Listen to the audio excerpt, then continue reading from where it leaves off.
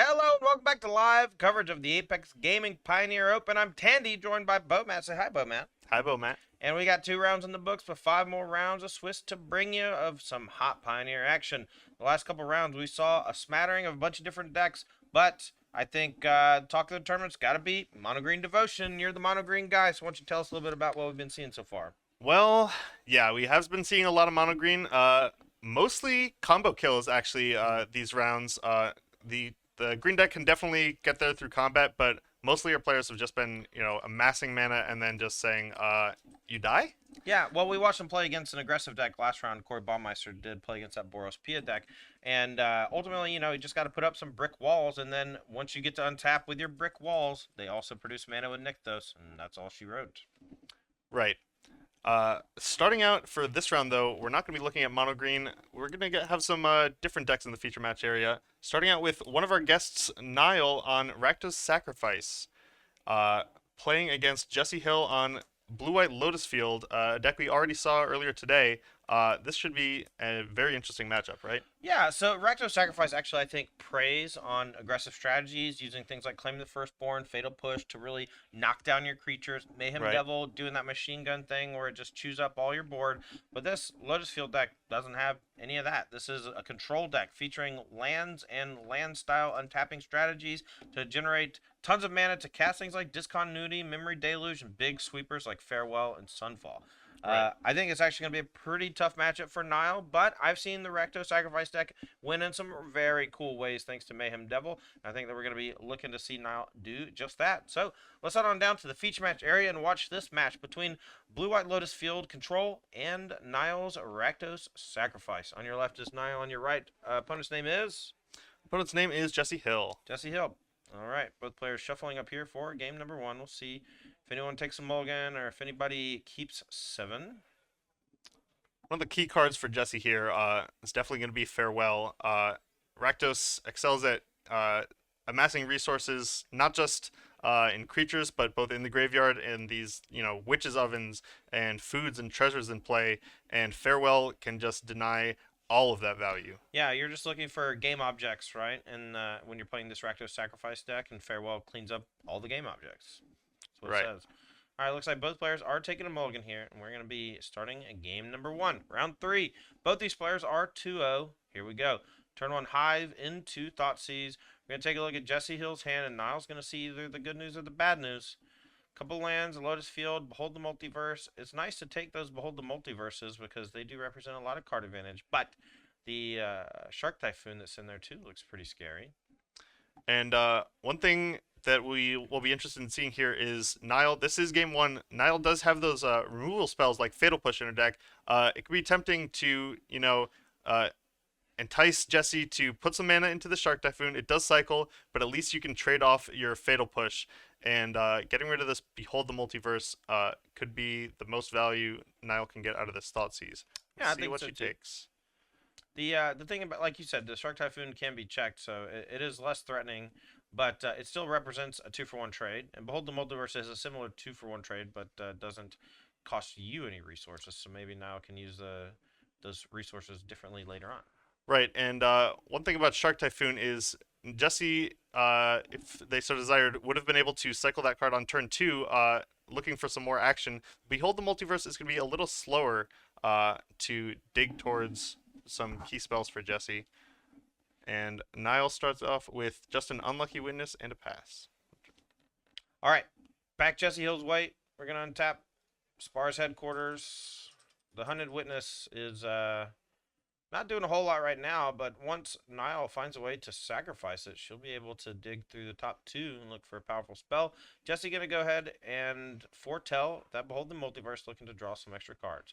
Niall did pick up a second Thoughtseize, chose not to cast it last turn, maybe looking for something a bit more juicy, maybe waiting until after the Behold the Multiverse resolves and taking away one of those sweepers or some other powerful spell.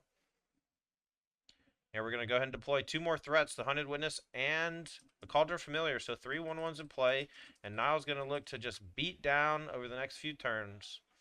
And this is a good way that Niall can put on some pressure, especially through something like a Sunfall, or sorry, not a Sunfall, but a Doomscar. Jesse is going to have to deal with these 1/1s eventually, and Nile could get some value out of the witnesses if they die, but Jesse has plenty of tools to combat that. All right, here comes an attack for 3. Now sending over the Knuckleheads, and Jesse Hill goes down to 15 life.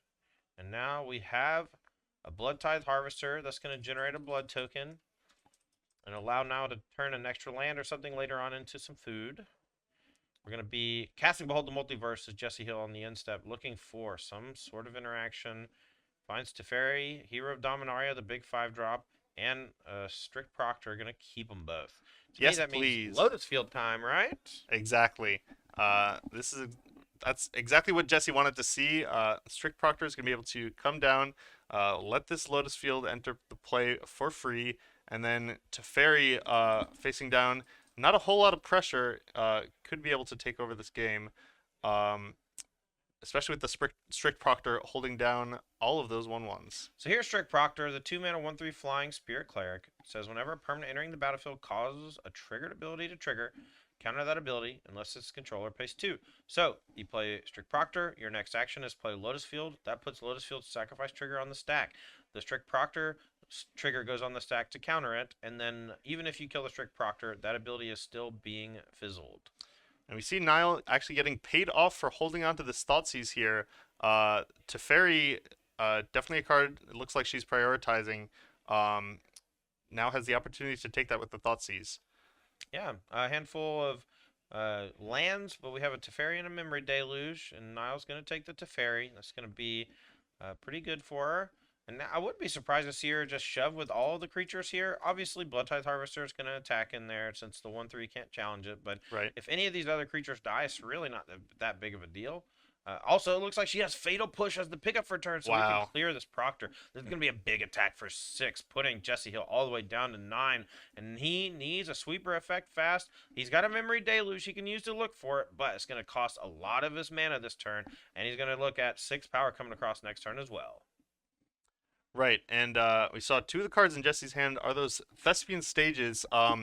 Assuming Jesse doesn't find a sweeper off the top here, the 4 mana being committed to this Memory Deluge does leave Jesse with 2 more mana to copy the Lotus Field, meaning if Jesse can scrape through these next couple turns, he'll have a significant mana advantage over Nile, thanks to Thespian Stage. All right, well, let's see what Jesse wants to do with this turn. He has a bunch of mana, Thespian Stage, has Memory Deluge, but just going to pass the turn with all that mana up. Now draws for turn. This is a pretty easy attack for 6. If Jesse Hill drew Shark Typhoon or something similar, though, could threaten to block the Blood Tithe Harvester. We'll see. Nile, unconcerned. Oh, yeah. Moisturized, vibing, happy. Down to 3. Jesse Hill takes it. We'll see if Nile has a follow-up. That's Mayhem Devil, the best card in the deck, most say. We'll see if Jesse has an answer. If not, we're going to go for Deluge. Looking for a sweeper. We need it pretty bad. Nile is tapping out, though, so no danger of getting combo killed by the Mayhem Devil this turn. Right, and Jesse is kind of making sure that nothing on the board can be sacrificed right now with Nile's hand empty and no mana for a blood or, any permanents in play threatening damage from this Mayhem Devil. All right, well, going to go back Jesse Hill's way. We're going to use that to copy Lotus Field. And then we're going to spend 4 mana. We're going to cast Deluge. And then next turn, we're going to have all the resources at our disposal. Can we just tell him to not do that? Just tell him to... just, Well, okay. Jesse is apparently fine with sacrificing this sleeve. Yeah. See you, sleeve. All right. Memory Deluge is the cast end of turn. We're going to look at the top 4. Mana equal to... Or cards seen equal to the mana spent. Jesse's digging for Sunfall. Farewell. Any of these sweeper effects that can get him back in this game. He's at 3 life, facing down a host of creatures. Well, he's taken 2 cards. Hasn't conceded yet. We do at least have a draw step. Okay. Teferi, Hero of Dominaria, it looks like. Something like Discontinuity could also maybe buy a turn. Right. With just the blood token in play as a sacrifice target, Discontinuity is essentially just time walk on the upkeep, but we're going to be tapping 6. What do we got? That's a Teferi, Hero of Dominaria. We're going to draw a card. And limiting our options at this point, there are a couple of 5-mana sweepers that are available in Sunfall and Doomscar. Now, we do have a mana floating, so We could still play the 5-drop, but can't play the 6. Clarified a blue mana floating. Okay. Now, Jesse, under the gun. What you got? Thinking about it, counting out some mana. All right. Looks like we're passing in the turn. end step. Yeah, in the end step. There's very little this can be other than discontinuity, right? At instant speed. I mean, it could be settle the wreckage or something, but I don't. Oof. We're not looking at deck lists right now. But there's plenty of instances that are potentially scary. Nile draws for turn. Maybe not gonna have it. That old discontinuity. I feel like an upkeep discontinuity seemed pretty good. And Settle the Wreckage, definitely a card that Niall's thinking about right now. How much pressure do you need to put on Jesse to dodge other removal effects? And if Jesse did have that Settle the Wreckage, to not get yourself completely blown out. We might be sacrificing the Blood Tithe Harvester here to target the Hunted Witness. That would be a sweet play. We're starting off with Thespian Stage for Jesse. Getting that out of the way. Interesting. I'm really unclear what's happening here. But looks like we're copying Lotus Field. We're going to spend 6. We're going to discontinuity in response. So I'm curious if this is attacking or being sacrificed. We'll see in just a moment. I imagine the card would already be in the graveyard. Niall will be on top of those sort of things. So it looks like this might have been just an attack for 3, trying to induce some action. In response to the discontinuity, Niall's going to sacrifice this blood, start picking with Mayhem Devil upstairs. Deal 1 to you. We got to discard the card. Discard a blood crypt, and we draw. Something like Deadly Dispute would be a GG. Right. You get the sacrifice off the dispute, and then treasure token for the 3rd Mayhem Devil trigger. Okay, Niall did It sacrifice was that. sacrificed. Yep, and it was probably targeting a Hunted Witness just to look for Unlucky Witness just to try to find a kill. Discontinuity resolves. Discontinuity exiles itself. Blood Tithe Harvester's in the graveyard. Jesse Hill is at 2. Let's see if he can keep the train rolling. Teferi's going to draw cards. We have a ton of mana thanks to these Lotus Fields. Let's see what he wants to go for. Flashback Memory Deluge seems reasonable. And importantly, we noticed the discontinuity also exiled the Mayhem Devil trigger that was on the stack from the Blood Tithe Harvester, meaning Jesse didn't lose one of those crucial last couple life points. Okay, cool deal. So, gonna pick 2 from those 7. Thanks to the flashback, you do see 7 cards. It's an interesting card, Memory Deluge. The front half sees 4, the back half sees 7, and cost reduction effects are actually quite weak with it, right? Right. Yeah, we saw this when we were brewing around, I think it was Mind Splice Apparatus. Yeah, that one was nice. So we see Jesse here trying to make something work, and has actually been rewarded for spending mana on these Thespian stages, allowing him to spend a total of 11 mana on Memory Deluge without falling. Well, he did fall pretty far behind, but is still in this game, thanks to Thespian stage. I would say has a reasonable chance of winning the game. The deck is very powerful, and with more copies of Discontinuity, Dream. Wow. That is a main deck card, Dream Trawler. And we get to untap 2 Lotus Fields, and if we have a discontinuity, we essentially get to Time Walk. And then next turn, expect a huge attack from the Dream Trawler with a bunch of cards drawn and a bunch of life gained. Right. This is kind of it's not a sweeper, but another option Jesse had, and discontinuity is going to simply end Niall's turn. Jesse could very easily take it away here with the help of Dream Trawler. All right, we're going to draw a card. Dream Trawler, going to get a little bit bigger. So now it's a 5. It's going to attack. It's going to become a 6. And that's the baseline, right? That's the lowest it's going to be. Right. Any other card draw before attacks or damage? And no. Looks like we're going to be gaining 6 up to 8. Now down to 11. Something like that. And now Jesse has, what, upwards of 20 mana available this turn? A ton. Thanks to Teferi as well. Ton of mana. All right, here's Strict Proctor. Not that useful at the moment, but still a blocker for these 1/1s. Continuing to play, we have multiple Lotus Fields. Here's a Wandering Emperor. We can use that to make a token or put a +1/+1 counter on stuff. Jesse looks like trying to use some of this Lotus Field mana before Teferi untaps. So we see the rare Sorcery Speed Wandering Emperor. All right, so our director going ahead and fixing the game state for these folks. They did have a discontinuity that was in the graveyard, and as we talked about earlier in the day, it does exile itself when it's on the stack. And Jesse Hill's going to Wow. show Nile another discontinuity, and we're going to do that on the upkeep and go again. And unfortunately for Nile, I think this might be a lethal attack. We got another Oh, discontinuity. wow. Even still, Taking repping in. turns. Quads discontinuity. A little time stop action for you, and unfortunately for Nile, down a game here in round number 3. They're both 2-0, but still plenty of game to go, and Nile's going to be taking a look at her sideboard here in just a second. But before we do that, why don't you, Mr. Bomat, tell us what these players are going to be doing after sideboard? So we're taking a look first at Niall's Rakdos Sacrifice sideboard. First, of course, we have the Companion Gigantha the Wellspring, followed by 2 copies of Damping Sphere, 2 Duress, 1 Furnace Rains, 1 Go Blank, 2 Kolagon's Command, 1 Croxa, Titan of Death's Hunger, 2 Obnixilis the Adversary, 2 Rending Volley, and 2 Unlicensed Hearse.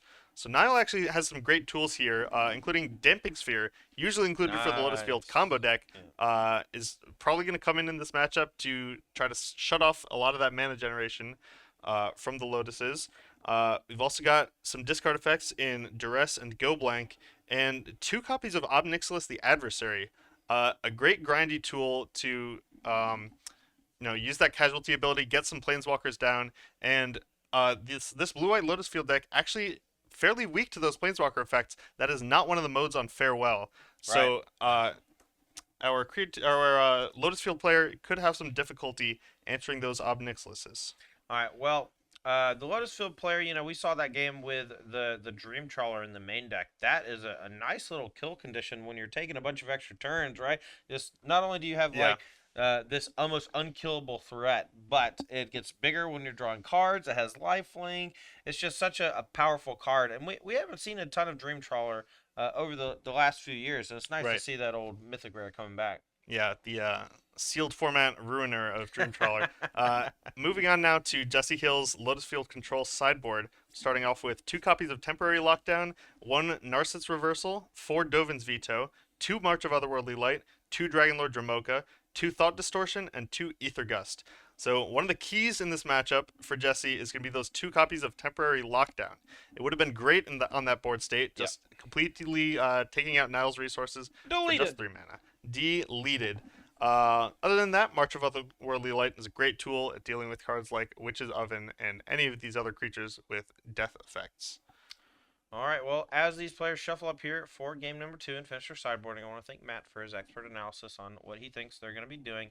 Now, I want to say thank you to our sponsors. We have some wonderful sponsors here on the Apex series. Thanks to Ultimate Guard for providing us with so much cool swag to send out for all of our Apex Invitational qualifiers. Every Apex Invitational qualifier comes with a kit that includes 4 packs of the Cortex sleeves from Ultimate Guard, 2 Boulder deck boxes, a Sidewinder deck box, a pack of Katana sleeves, as well as an Archive big deck box to hold cubes, commander decks, whatever you want. It's a huge box, and it's durable, and it's awesome. So thank you so much for Ultimate Guard for being our sponsor here on the Apex series. Also, shout out to G Fuel Energy Formula, providing us with the energy we need to keep going on these long days. Yesterday, we were here for about 11 hours, and I drank a G Fuel, and it helped me get through the day. Absolutely. And I know many of you at home do the same thing, whether it's coffee, but G Fuel, thank you so much for keeping us going. Lastly, thanks to Wings Etc. Grill and Pub. We were there last night having a good old time, and we're probably going to go back tonight unless I might go over to Bossman's house. Kyle, I think, is going to have us over, and we're going to have a little party to say thank you for all our guests coming out. That was really nice of him. Well, what say we order out some wings? Ooh, maybe. All right. Well, as these players here are shuffling up for game number 2, Jesse Hill on your right with Azorius Lotus Field. Niall Glover on your left playing Rakdos Sacrifice. Niall's down a game, going to be on the play here. And pretty important against these control decks to get going and get underneath any sort of their interaction early on. A turn 2 Strict Proctor into like turn 3 Lotus Field allows for some really bad turn 4s for you. But if you have a Thoughtseize or some pressure early on, it could disrupt it and buy enough time to actually take over the game. We were so close last round, got Jesse Hill all the way down to 2 life, but couldn't quite find a Deadly Dispute or something to close it out. Right. A lot of the time, cards like Time Walk, Time Warp Decks with those cards are described as taking turns because, you're taking more turns than your opponent does. We saw Jesse last game taking his opponent's turns away. Literally taking turns. Yeah. That was really something to see. We were, talking up the sweeper effects that Jesse was digging for, and then he decided, you know what? No. Yeah. You just will not get to play any more Magic this game. Look, I'm no stranger to the Time Walk effects. I played a little bit of Wilderness Reclamation, Nexus of Right. Fate. I played Howling Mine, Time Warp back in the day. I played even Battlefield Scrounger, Oath of Druids, Time Warp, Oh, old Lord. school. You probably, I know that you were very young when I was casting that. You might not have been born yet when I was doing that. That's It was entirely very possible. close, very close. Players are shuffling up here and drawing their opening hands. Now going to be on the play. Seems like she's keeping. I see a Thoughtseize poking out there and a Unlucky Witness. Let's see if she has some lands to go with them. Jesse Hill, on the other hand, unsatisfied with that 7. Going to go to 6. All right, mulliganing with this Azorius Lotus Field deck can be pretty interesting. You have a lot of traditional control tools that could get you there, but you have to decide as the pilot how much you want to prioritize the Lotus Fields and the Lotus Field enablers in particular. So we'll see what Jesse is able to come up with on 6 cards. All right. Been a fun weekend so far here in Caldwell, Absolutely. Ohio at the Apex Gaming Home Store. We do have a ton of space available for weekends like this. We just recently renovated the space next door, and it's a huge play area with Oh, yeah. brand new floors, brand new tables and chairs. Everyone seems to really be vibing with the new area. And, yesterday it was mostly full. It was and, packed. And so, big shout out to everyone who decided to come out this weekend. We had about 160 unique players yesterday and across all of our events, including about 16 players in the command zone and 130 players in our 5K Wow. IQ Invitational Qualifier and RCQs. So thank you everybody for coming in this weekend. Thank you everyone for tuning in. We've had great viewership numbers as well. But we're underway here. For game number 2, Niall Glover leads us with an Unlucky Witness. Jesse Hill just a tap land on turn number 1. Looks like a Hallowed Fountain. We'll see if Niall wants to deploy that Thoughtseize or maybe use mana more efficiently and play a 2-drop. Right. Like I mentioned, we did see Niall being a little judicious with the Thoughtseizes, trying to aim for key turns where Jesse might have the most impactful spells in hand, rather than just running out Thoughtseize as early as possible. And we see the Shocked Blood Crypt representing to Jesse most likely a Deadly Dispute here, if Niall wants to play that out. All right, so Niall gonna use this Deadly Dispute. This is maybe a little micro trick that you could do. So Hunted Witness says I think it says until the end of turn, right? Until your next end step. Until your next end step. And so if you sacrifice it during your own end step, that gives you 1 full turn cycle. Right. And by waiting until your opponent's turn or waiting until your opponent's end step, what ends up happening is you give Jesse Hill a chance to play Dovin's Veto or something similar. Right. But you obviously don't want to ruin your Unlucky Witness, but you just can play around it. Right, and we see Unlucky Witness here hitting a land and a Damping Sphere, which could be something that Jesse, could have been expecting it. A lot of people playing Damping Sphere for the other Lotus deck, but we'll see if Niall is interested in locking out any future Lotus fields. Seems like, and instead of playing Fable or the land, we're going to go Thoughtseize into Damping Sphere, and this is going to shut down a lot of the mana generation from Jesse Hill. Right, and we see Jesse, no Lotus field in hand right now, just a Memory Deluge, Aether Gust, Teferi Hero of Dominaria, and 2 lands. Yep, and the 2 lands, neither Lotus Field, so the Damping Sphere not going to do too much next turn, but over the course of the game, going to stifle a lot of Jesse Hill's development.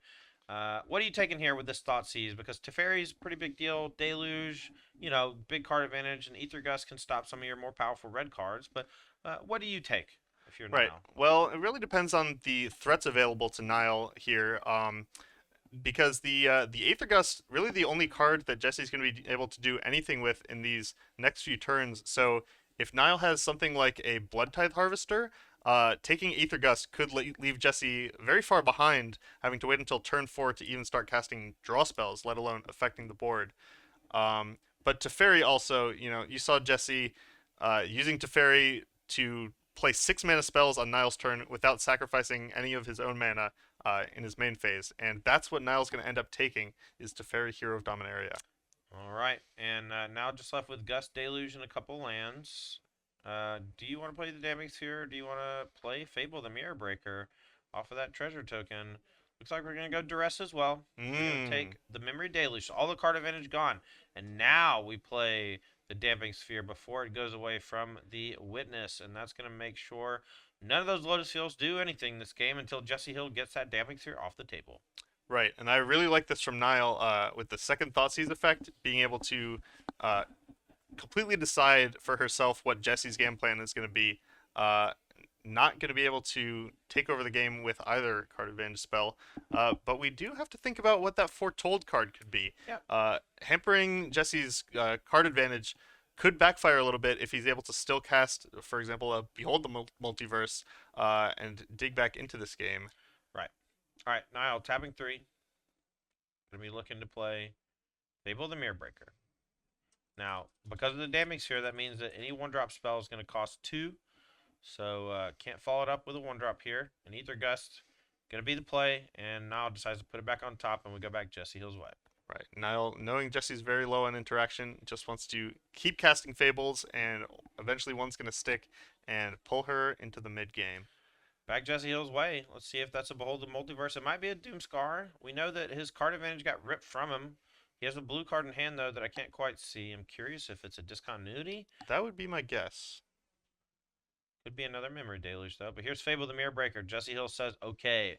Niall with 2 lands now can play another 1-drop. That Damning Sphere making everything cost 1 extra. That's a cute little gobbo. Right, and we actually saw that Damping Sphere on the turn Niall cast it. You saw her reach for it and then think better of it and play the Duress first before it could get turned off by the Damping Sphere. Yep. Here's land 5 without any spells cast for Jesse Hill. So likely not a Behold the Multiverse in exile. Jesse is trying to figure out what to do with these few resources. If he has Doomscar under there, there's some merit to just casting it here to kill the 2/2. Right. Just because it seems like Niall's plan just does not really involve, you know, playing that many creatures this game. And that 2/2 is going to generate a bunch of treasures. But maybe you can wait until the Fable flips and you can clear the whole thing. And Right. she has so much mana that maybe it just doesn't matter. Discards 2. Look like 2 lands, one of which was a Sokinzon. Kept a Den of the Bugbear. Draws 2 fresh ones. Here comes the Gobbo. 2 damage to Jesse Hill down to 17. We're going to get a treasure. And then Niall's got 3 cards in hand to use as well as a Castle Lockdown to draw some cards. So a lot of interesting decisions.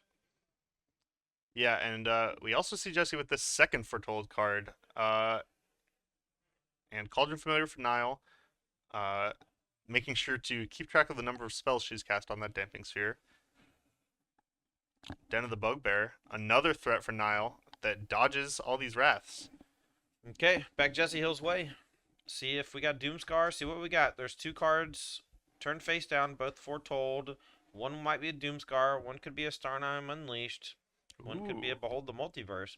Just have to wait and see what Jesse decides to do if he has some traps to spring. 5 mana at the ready, so can play Doomscar and then hold up 2 mana for like a counterspell or something. Right, and Jesse without the 6th land or anything to do to interact with Niall on this turn.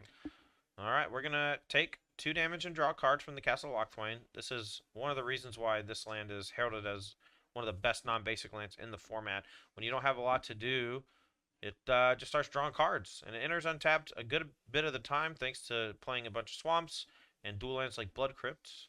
And here, it's looking pretty great. The Fable has started flipping, so if Jesse does have a Doomscar, now is the point where you go, okay, I'm not really missing out on much by casting this here. Niall's going to be able to get in with these creatures. Gets another treasure. 3 damage coming across. We'll see if Jesse wants to do anything about it. Looks like we're in the second main phase now, and now probably looking for one of those sideboard Obnixiluses, Planeswalker. Right. Instead, Mayhem Devil. This is looking great here with these 2 treasure tokens, especially if Niall can put together any other synergies and really close the door on Jesse. Paying an extra mana for the Damping Sphere. That is a spell of some sort. I believe it's a Blood Tithe Harvester. It's Looks kind of like off it. screen, but it's multicolored, and a blood token was put on the table. So now Jesse Hill Gonna spring the trap more than likely. You have to imagine if there's a Doomscar under there, it is way juicier now than it's been for the rest of the game. Exactly. Perhaps Nile not aware of Doomscar's existence in the format, and this is a big blowout card, and it's gonna sweep up the whole board. Nile losing all those creatures: the Fable, the Harvester, Mayhem Devil, the Kitty Cat, and the Goblin token. Well, you can Right. sack a couple treasure tokens. We can sack the blood token to do a few damage with the Mayhem Devil. But this is just a classic case of overextending into a control deck and Right. them having a sweeper effect to punish you. And the foretell stuff, you have to imagine that there's so few cards that are potential to be in the deck for Jesse Hill that Doomscar has to be one of those two cards, just based on the lack of casting them over the first 5 turns of the game. Right. Right. Any counter spells or card draw spells probably would have seen Jesse cast. And Jesse only at 11 life. That's close to enough for the Den of the Bugbear to start really closing the game out, but probably gonna need some help from Niall's side. Okay, well, we have enough mana. I think we have 2 3 drops now. I think we can go Fable and Mayhem Devil and start to rebuild. So we can go Mayhem Devil first and then sack the treasure, deal 1, play Right. Fable. And then next turn we start doing Den of the Bugbear stuff. And if Jesse Hill ever answers the Den of the Bugbear, well, guess what? We got Castle Lockthwain to do stuff. Very strong lands Right. in this Rakdos deck. And we see Jesse was able to sweep the board, but the damping sphere means Jesse is gonna have to, keep making land drops if he wants to actually start taking over uh, after dealing with Niall's board. All right, now in the tank, do you want to start pressuring with Den? Or do you want to deploy some more threats from hand? Yep, you're right. The Fable and the Mayhem Devil. If I'm now here, I really do think you're right that you want to start playing these cards from hand and just hold off on the den a little. It looks like she agrees. My general game theory when I play Magic, especially with lands that have cool abilities and stuff and card draw effects, things of that nature, I like to play all of my actionable spells, things that affect the battlefield, interact with my opponent, produce pressure, resources, Right, and then when I'm out of those things to do, that's when I spend my turns playing the windfall card, the draw effects, using my lands to do spell style stuff. right. And we did see Niall hold off on the Mayhem Devil and just deploy the Fable. Jesse untapped, drew a card, and passed without making a land drop. Niall now deciding what to discard to the Fable. Chooses nothing, keeps both, finds duress, and here we're going to see Jesse Hill respond. Here comes The the Wandering Wandering Emperor. Emperor. Okay, so this thing can be used at instant speed for the rest of the turn. So if Nile does decide to attack with the Goblin, the Wandering Emperor can minus and either make a 2/2 to block, or it can -2 and exile the Goblin and gain 2 life. Discontinuity is the take. It's going to leave Jesse Hill with just Seagate Restoration, which can be played face down as a land or face up as a 7 mana draw spell. But with so few cards in hand, it's not even that good of a draw spell. Right, and we did see a decision point for Jesse on the previous turn. Didn't play a land on this turn, instead elected to keep that Seagate Restoration. Maybe playing for the late game, but kind of getting punished here with the discard spell for Nile. Really neutralizing the effectiveness that Seagate Restoration could have once he gets the chance to cast it. All right, so Niall's going to make a token, and Jesse Hill is going to make a 2/2 to try to block. If I'm Niall, I go sack treasure, deal 2 to the token, let that Goblin chew up the Wandering Emperor, and that's exactly Right. what she's going to do. Very heads up play from Niall here. And Jesse kind of a rock and a hard place. Could have activated the Wandering Emperor to exile the token, but that just makes it that much easier for Mayhem Devil to clean up. All right, a March of Otherworldly Light, or is that Strict Proctor? I believe that's Strict Proctor. Okay, a 1/3 blocker. That does put up a little bit of defense against the 2/2, but any sort of sacrifice effect can allow Nile to finish off the 1/3 after it blocks. Nile has plenty of mana to pay for the Strict Proctor should she have some sort of enters the battlefield ability. Right, and cards like Fable of the Mirror Breaker, that Saga ability not actually affected by Strict Proctor. That's true. It's a Chapter 1 ability, not an enters the battlefield ability. So, Nile Glover's Way, we're going to draw for the turn. Chapter 3 Fable is going to transform. We have 5 points to attack with. We're going to go ahead and do that, and the treasure from the goblin means that if Strict Proctor blocks, it's going to get punked. It's going to chump block the Mayhem Devil instead, taking 2. So we do still have that Foretold card for Jesse. It's possible Jesse is trying to induce more commitment to the board if that's another copy of Doomscar Right. to really try to sweep up as much as possible. And we also saw on Jesse's turn, once again, committing to this Seagate Restoration by not playing it as a land. Okay, Raminap Ruins from Wow. Nile Glover. All the specialty lands. We can go activate Raminap. We can draw a card with Castle Lochthwain. We can pressure it with Den of the Bugbear. A lot of mana at our disposal as well. 3 mana. This looks This like can only Doom's card mean number 2. one thing. Bang. There it is.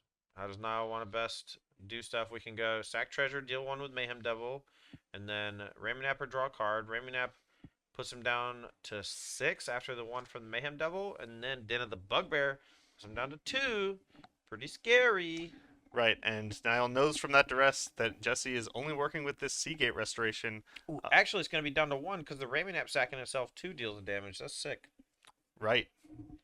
So the clock is ticking fast on Jesse. It's going to have to be the top of the deck coming through at the end of this game if Jesse wants to end the match here. All right, Raminap Ruins is sacrificed. We're going to take 2 from that, 1 from the Mayhem Devil. Jesse Hill down to 6. Now, does Niall want to burn the treasure just to deal the damage or save it for the mana? Because I don't think she can use the extra mana here from it. Right, and if Niall's able to accomplish this, the treasure mana not really doing much for the rest of the game, hopefully. There it goes.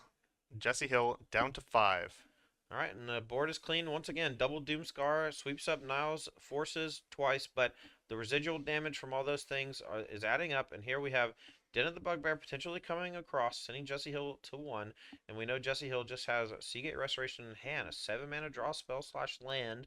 And if he plays it next turn, very unlikely he can deal with the Den and the token. Right, this Castle Ardenvale only threatening 1 blocker a turn starting next turn. Den of the Bugbear easily deals with that problem. All right. Back Jesse Hill's way, or do we have another play? All right, here we go. Top of the deck. Is it kind? Is that a discontinuity? Oh, man. Do we start the chain here? Here's the thing, though. Jesse Hill doesn't have a piece of pressure in play. Right. So discontinuity is basically just like, let's go again. Yep. Rigo. And Jesse not conceding yet. Probably discontinuity. Especially without any Lotus Fields in play and without the potential of Lotus Fields thanks to the Damping Sphere. There's the discontinuity. Jesse is really going to have trouble digging out of this, even with these Time Walk-like cards. Yep. All right, now no response says go. I think a couple lands in hand. That's a Teferi Time Raveler. That's maybe step 1 of getting out of this. Right. Especially, I didn't take a look at Jesse's main deck. This is a great spot for Settle the Wreckage if he has that at his disposal. Yeah, one of the few cards that will potentially get him out of it is that Settle the Wreckage, but needs to draw it if he has it. Trying to figure out the outs here. I mean, have to be able to deal with the Den of the Bugbear and the Goblin token because you're at 1 life. And both Goblin tokens. Okay, Niall draws for turn, and no Teferi was cast, I guess. Wants to threaten Castle Ardenvale plus a fake card. Maybe just doesn't have Settle the Wreckage in deck. Now, you see, looking up at our opponent, is this good? I'm going to activate this den, and it's good. Yes. All right. We have game 3 coming to you. Yeah, game 3 on the way, and Niall going to be on the draw. This Lotus Field deck might be able to get the Lotus Field down early, but hopefully Niall draws one of those Damping Spheres to shut it down, right? Right. Jesse now knows he has to be afraid of that, so maybe while mulliganing, maybe can't quite commit as much as he would like to the Lotus Field plan. All right.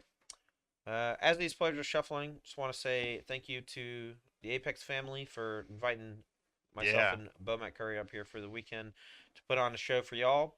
Thank you so much, Twitch chat, for being here. I know that there's a lot of different Magic streams you can choose to watch today, and we're glad to have you watching Pioneer here with us at our home store in Caldwell, Ohio. I've been working a lot with Apex over the last year and change. Me and Ross Merriam doing commentary, myself, doing promotion stuff on Twitter, and I was in charge of bringing out our special guests. And as you can see, there's 3 of those on the screen right now. We have Niall on the left. We got Corey and Mason on the right hand side of the screen, and we've been having a lot of fun hanging out with them, and we're going to try to get a lot of those people back for our next event. It's next month on September the 8th, 9th, and 10th. Make Yeah, sure to schedule that weekend. We're going to have a very similar weekend on the 8th, 9th, and 10th that we're doing this weekend. 5K on Saturday, 2K on Sunday, and a ton of side events, prize wall, special guest, right. command zone, everything. You know, it's the whole shebang. And thanks to our huge play space next door that we've been renovating and now using, we can seat everyone comfortably. Yeah, this is my first time coming down here to Caldwell, Ohio, and it's been great. Everyone is super welcoming. We're here for the magic, we're here for the gathering, and I've been having a wonderful time. Hell yeah. All right, both players shuffling up here for game number 3. This is the decider. We're still very early in the event. This is round 3 of 7 of the Swiss, but a 7-round Sunday tournament, still pretty darn long. Absolutely. And we have 4 more rounds after this before we bring you the full top 8, and we're going to be casting all that all day. Unless there's another tornado. There was a tornado yesterday. It was kind of scary. Yeah, I mean, I didn't hear it down here, but I don't know. You think some cows got picked up? Maybe. I know that at the very least we're like in the basement area. Right. And like I saw my phone blow up and it's like tornado warning. I was like, I don't think there's a better place in the whole building for me to be than where I'm at right now. Right, right. Maybe I get down in the the cross my fingers, hope I don't die position against the wall. You know, like you do when you're in Sounds school. like a plan. Did y'all ever do that? No, but I've heard about it. I'm from Alabama, and we have a whole area of Alabama called Tornado Alley. Right. It's just like 2 mountains or whatever, mountain ranges next to each other. There's a big gap where a bunch of cities are. Yeah. Just torn up by tornadoes like every year. It's Wow. wild. Anyway, we're here for game number 3. Jesse Hill on the play with that Azorius Lotus Field deck leads with Spar's headquarters, and we're back Niles way. Turn number 1, pretty important. Do you have a discard? Do you have a Cauldron Familiar or Witch's Oven? Looks like we have Thoughtseize. Hand is a bunch of Wandering Emperors. I think I count 3. And we have a Yes. Hallowed Fountain and a Castle Ardenvale. Looks like we've also taken a mulligan. So down a card here. Well, there's only one play for Nile, and that's to take the foil Wandering Emperor. I disagree. I think it takes psychic damage from your opponent if you choose one of the regular ones because it makes your hand look weird. Yeah, I guess that's the skill difference. We'll see if Jesse's affected by that. All right. Well, Nile down 18 from the life loss. Takes the foil one. Rookie mistake. All those cards obviously doing the same thing, just playing around. And now we're back Jesse Hill's way. Draws for the turn, and we're going to Hallowed Fountain and a pass. No Strict Proctor, no Lotus Field to speak of. But we did draw a Hengate Mistgate Pathway for Jesse Hill, which means 4th land is all wrapped up for these Wandering Emperors to start coming down. I think I just saw an Ob Nixilis drawn for Nile, so that could be a Ooh. pretty big deal on the next turn, especially with this Cauldron Familiar to sacrifice. Let's hope we have lane number 3 lined up. Our hand looks so juicy.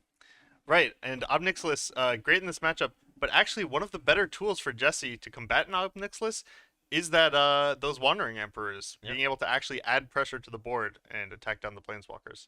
Now, I will say the little devils that you produce from Ob Nixilis can Right. pressure the 2/2s quite well. Ooh, nice pickup from Nile. I don't think that she drew a...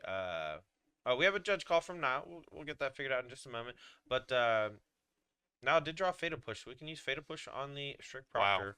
Maybe going to ask, like, hey, what happens if Jesse plays a Lotus Field and I have this Fatal Push on the Strict Proctor in response? Can you explain the outcome of that to me? Right. Well, if that is what Niall's asking about, she'll be disappointed. The trigger will already be on the stack for the Strict Proctor to counter the Lotus Field ability, and she will not be able to play around that. But importantly here, we're looking at Niall still with Fatal Push in her deck in Game 3, really prioritizing getting Strict Proctor off the battlefield, as well as maybe some Shark Typhoon tokens. Look, I think the Trick Proctors are a little strange to play against because you want some amount of removal to knock them off because Right. the static effect is actually like pretty damaging sometimes. And if they play it here, like on a naked board without the Lotus Field, then yeah, Fatal Push is pretty darn good against the Strict Proctor. So Right, but then there's also a lot of games where you just get punished for having that Fatal Push. If Jesse did have the Lotus Field on this turn, he could have played the Strict Proctor, played the Lotus Field, with no opportunity for Niall to interact. all right, we're gonna add 1 minute to the player's game clock, so they're around 8 minutes, so they're gonna go up to about 9 minutes. That's the official word from the judge through the window for us. And that extra minute might be enough to help these players finish. Obviously, when you have a judge call, the timer gets paused, and you have to compensate for that with the additional time. And we're getting that set up for you right now. Now, Glover on your left, Drew Fatal Push. I don't think has a third land. Mm. And that's a problem because a handful of 3-drops. Now, if Nile does have a sacrifice effect, this could be a spot where you sacrifice the Unlucky Witness to try to dig for that third land, but I can't quite tell. What card is that on the right? That actually might be a swamp from Crimson Vow. See how Nile wants to play this out. Yep, You're there's the right. swamp. Gotcha. I'm mad that you're right. I thought it was the Cockneys that we saw so much of yesterday. Right. All right, here is third mana source from Nile. Do we want to go for the sacrifice effect of the Omnixilus, or do we want to go for Fable? Looks like we're going to go sacrificing. Right, so now we're going to get 2 Planeswalkers for Nile. The second will only come in with 1 loyalty, but then tick up to 2. And we're going to start pressuring Jesse's hand and life total with these Obnixiluses. All right, so we got 1 Ob on 1, 1 Ob on 3. Probably the left Ob goes down to 1 to make a devil. The other one pluses up to 2 to gain some life. Or maybe this just plus plus. Plus plus also sounds fine. Get that pressure on. Yeah, take damage or discard. Your choice. And we get the fun part here where Nile gets to ask her opponent that question, and then you think about it, decide to take 2, and then how about now? Yeah. What about a second time? What about you want to again? take 4? We're back Jesse Hill's way. See if he has a 4th land drop to stick the Wandering Emperor and maybe put some pressure on these Planeswalkers. Wandering Emperor ticking up to get a counter on the Strict Proctor is quite strong here, but we know Nile has an answer in the form of Fatal Push, but will lose one of the Obnixilis, probably the copy. Ooh. Temporary Lockdown instead. That's just going to take out... No, that's getting countered. That ability is countered, right? Whenever Yes, a permanent let's entering the get the battlefield. judge in Yeah, here. we'll stop that. One moment. All right, hold up. We're going to stop that because the Strict Proctor here... There goes our director. Yeah. Unfortunately, I mean, this is why I don't love the idea Right. of Temporary Lockdown in the deck, right? Because this specifically happens sometimes. Also, just for clarity, the Obnixilis token has the mana value of 3, so that would not have been taken out by the Temporary Lockdown. Right, so Jesse down a card here without advancing much, and these Obnixiluses are going to continue. Oh, that Obnixilis going down. Nile's starting out with a devil here. Well, now that we know Fatal Push is at the ready, we're going to go ahead and start getting some pressure on the table. So you discard, I'll gain some life. The life total, not really that big of a deal, but the 1/1 devil can be a big deal. Absolutely. Especially in a deck that can sacrifice it at will. All right, like this Rakdos deck. Here's Fable the Mirror Breaker. It's not a trigger. I think that Jesse is saying it's a trigger, and it's definitely not. Of an enters the battlefield effect. Yep, and she's gonna call a judge, and we're gonna let the judge figure this out. Let's pause the round timer so we don't have to add clock to it, and then that way when we start back, we'll just be right on time. So the Fable the Mirror Breaker, Chapter 1 is not an enters the battlefield effect. It is when it comes into play, Chapter 1 starts. It's a very weird thing. Yeah. But technically, think like, for example, Elish Norn, Mother of Machines, does not make 2 goblin tokens. Right, and to get technical with it, sagas enter the battlefield with a counter as a replacement effect, and then once the saga sees that there's 1 counter on it, it triggers that first chapter ability. So this is replacement effects not being countered by Strict Proctor, and there's the Fatal Push. All right, so let's get the timer going back again. These players are lowish on time, and we are going to be attacking for 1 after Fatal Pushing the Strict Proctor and playing that Fable of the Mirror Breaker. Jesse Hill back against the wall. Let's see if he can come back in this game. Has Teferi, Time Raveler, or Hero of Dominaria decides not to cast it, going for that Wandering Emperor, I believe. Right. Or maybe just double Wandering Emperor still. I think I'm wrong. That's true. I don't think we've seen either of those come down yet.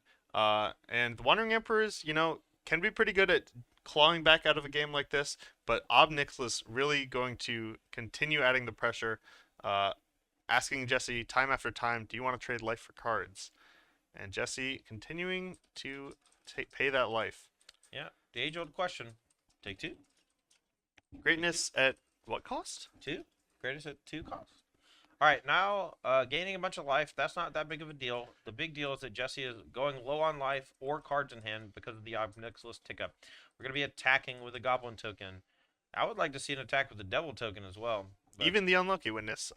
If that's what Jesse's Wandering Emperor is doing, I think you'd be fine with trading this Unlucky Witness for a card here.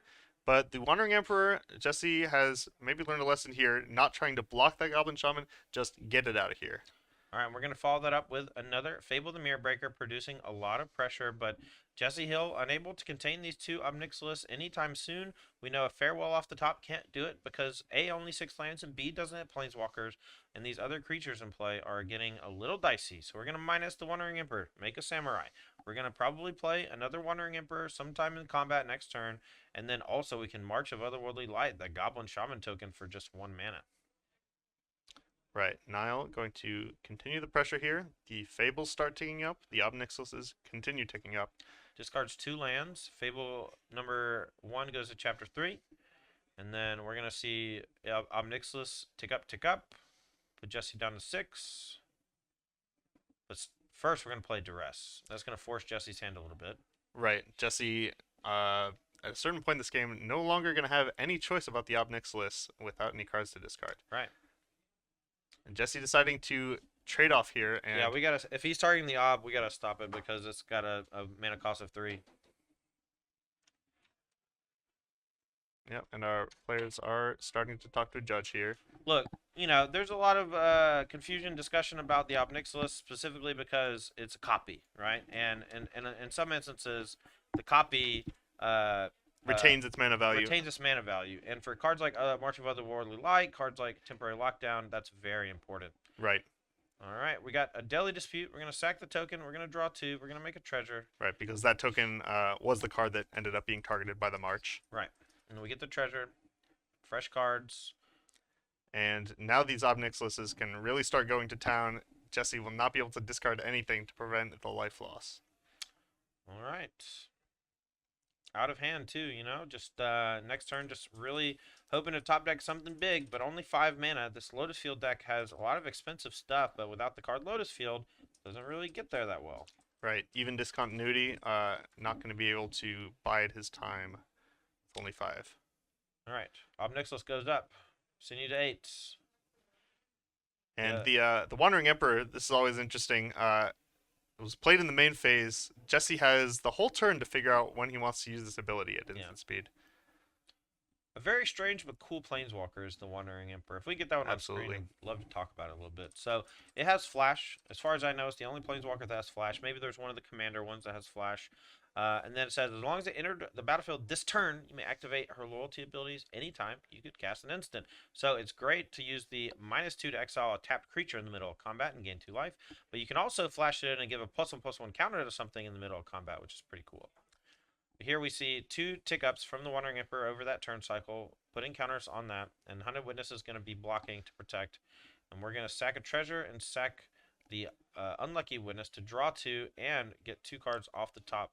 And that's a Mayhem Devil. That's going to be game over unless Jesse Hill has some serious interaction off the top. Right. Jesse trying valiantly to pressure these Obnixilises, but Nile really does not mind at all. Ample ways to get value off these creatures, and will this be all she wrote for Jesse Hill? It's about to be Murder, She Wrote. Thoughtseize. Let's just make sure. This is essentially shock. If you take the last card, right. Jesse doesn't have the ability to choose to discard. Just straight up Obnixilis Brain. 3 mana. What could it possibly be? All right. Absorb would be ideal just to gain some life. Right. This is another March. Okay, so we're going to go March for X equals 3. We're going to hit something. Is it Fable? Obnixilis hasn't ticked up yet. Absorb a card you don't really see all the time in these Lotus Field decks because the mana can get really awkward not being able to pay for it with a single Lotus Field. Right. Alright, Fable is off the battlefield. I don't think it'll be enough for Jesse to make it out of this one. Nah, so we also have Fable the Mirror Breaker that needs to tick up to 3. So we'll get that fixed too. These players here, it's a very complicated board state. Right. We're going to be casting the Mayhem Devil.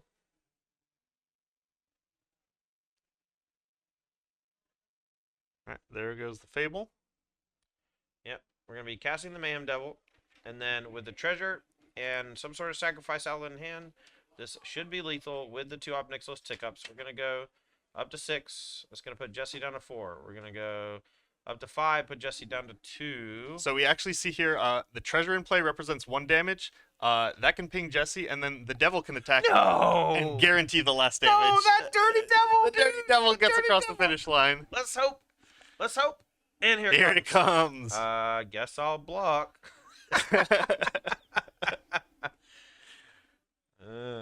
Jesse Hill, no cards in hand. The writing's on the wall. Chooses the block. Niall gonna go 1 to face. Puts Jesse to 1. Sack treasure. Mayhem Devil puts you to 0. And Niall Glover starts this turn off 3-0. Big victory there. And both players with big smiles on their face. But Niall with the biggest smile of all.